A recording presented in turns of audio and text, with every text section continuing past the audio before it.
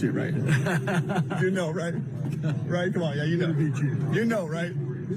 Yeah. Yeah, you know. Take care, folks.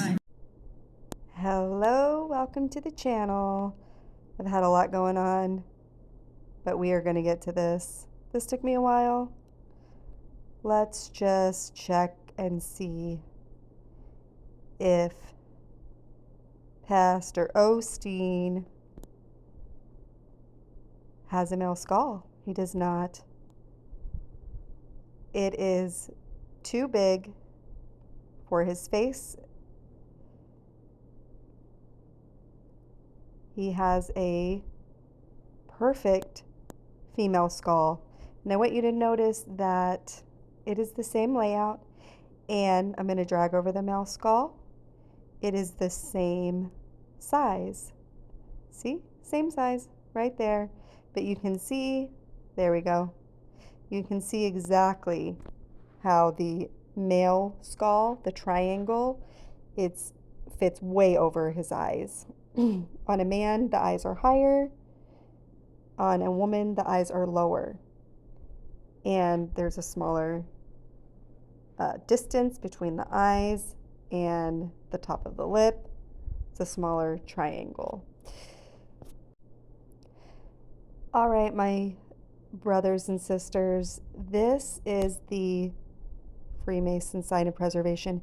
If you have never seen this before, I am about to show you a lot more of these images, and also that this is connected with Freemasonry. You can also look at the short that I have with the Freemason sign of preservation and all of the ways that churches have used this. It was recently in a movie with Jonathan Rumi and the one about Greg Laurie, also Freemason, Luciferian, Baphomet worshiper. So yep, you can go check that out as well. Here it is, sign of preservation, the Freemason Illuminati. And this is them doing it several times. His wife is doing it. She's also doing the triangle while he's doing that.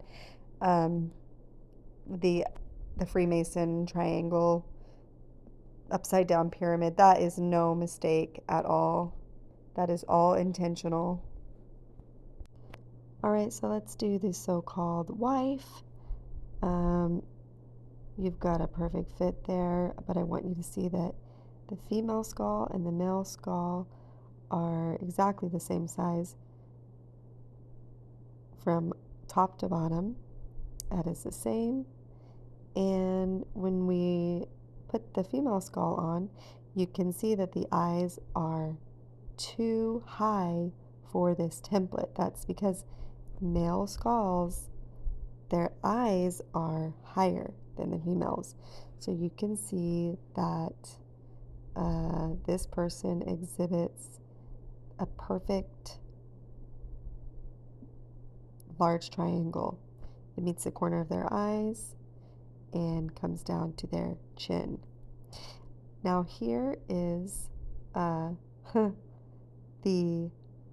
so-called mother and son, and doing that sign again. And there they are. And they had a story for this, why they did it. You know, they'll have excuses, but you already know they're their children. You already know that these people are weavers and deceivers of lies because they're inverto pervertos. Now here we have the whole family. I want you to see this triangle, not the whole family, but you've got the so-called mother and all the siblings, and look, just their formation. They form a pyramid. I mean, sure, for aesthetic purposes, maybe they did that, but they continue to do this. And you can also see that in future pictures, not only do they do this, but the so-called mother is forming an upside down pyramid with the way that their hands are placed and their shirt placement. You're about to see that in just a second. So this is to the right of Joel. You've got the so-called sister, then the so-called mother in the middle, another so-called sister, and I believe that is the so-called husband. It is exhausting trying to keep the, their pronouns true and accurate to what they are, but that's what we have for this picture. And this is the picture that I was talking about, where you see the pyramid at the top, you see the triangle that the so-called mother in the middle is making. Look how tall those so-called sisters are. Now, I'm not sure, I guess that other one is a sister. I don't think I've seen her in any other pictures. And then the real tall one with the black hair to the right, that is the so-called husband. Now, I didn't do the skull check there, but I did do the skull check on the remaining that you see. And so you will find out very shortly what what their skull is. Do they have male skulls and they're presenting as females? And let's find out. I won't give you any spoiler alerts, but I'm sure you can guess. All right, so let's start with this one who was in the picture prior. And you see that the female skull fits absolutely perfectly. My goodness, it's a perfect fit versus the male skull, which the triangle is too high. Again, the male skull has eyes that are higher than the female skull in proportion to the nose and the mouth. And there you go. And just to show you what it looks like, I'll take the transparency out of the male skull so you can see in the female skull. It is just perfect, perfect fit. All right, so we're going to move on to the next two, knocking them out one by one. I'm not doing their gates, but I will be doing Joel and their so-called wife. Look at these skulls. These are massive. You can just tell the mouth is really wide. It is just, they all have sloping foreheads. I don't know who that one in the back is, but here's the female skulls. You can see that they don't fit. Just showing you these are the same size. I'm not doing any tricks with the camera. In the back, I'm not sure again who that person is, but if you'll go back and look at that picture, that still frame photo, that was just the first and the last are just obvious males. And here it is, the male skull is fitting perfectly, absolutely perfectly. All right, so let's do this clown again. The male skull not fitting. The triangle is way above the eyes. Again, the male skull has higher eyes than the female skull in relation to the nose and the mouth, and that is why there is a wide triangle for the male skull versus the female skull. So it's the same size, and I'm going to pull that over here so you can see that. There's the female skull fitting perfectly, triangles meeting. I put it in the same place. No camera tricks here, guys. This is legit. And you'll see it when I do the gate later. And the female skull on the so-called mother, it's just comical because it's so tiny. It's just so tiny. And then I want you to look at the shoulders too. Joel's shoulders are sloping. The so-called mothers are pretty straight. And that is the characteristic of male shoulders. They are straight. And there is the male skull fitting perfectly. I'm just going to move it to the side. I didn't size it again or resize it. There you have it. You have a perfect fit for the male skull. So again, I didn't do the gate for the so-called mother, but I did for Joel and the so-called wife. And just to show you that there's no tricks here. Okay, that is just absolutely insane how perfect that fit is. It's just disgusting. Okay. All right. So now we have the gate. You can see how the knees bow outwards. That is a female characteristic. Also, it looks like, well, they know that a picture is being taken of them. They're trying to fake the gait, make it seem like they have longer strides than they actually do.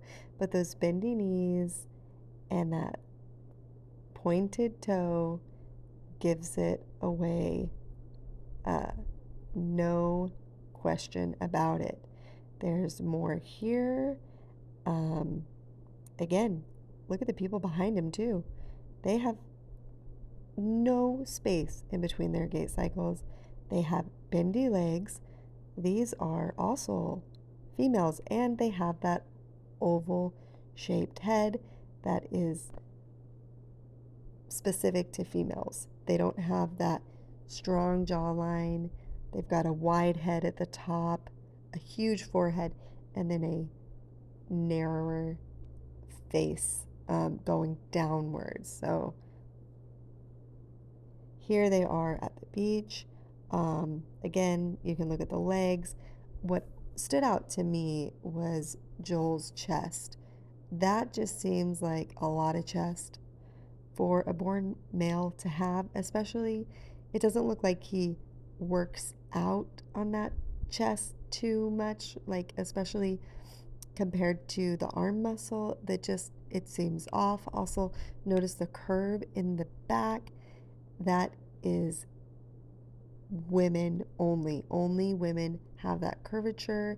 That's because we're designed to give birth. All these things are dead giveaways that this is a female. And the spouse,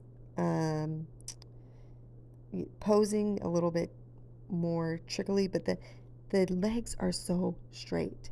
And look at the neck.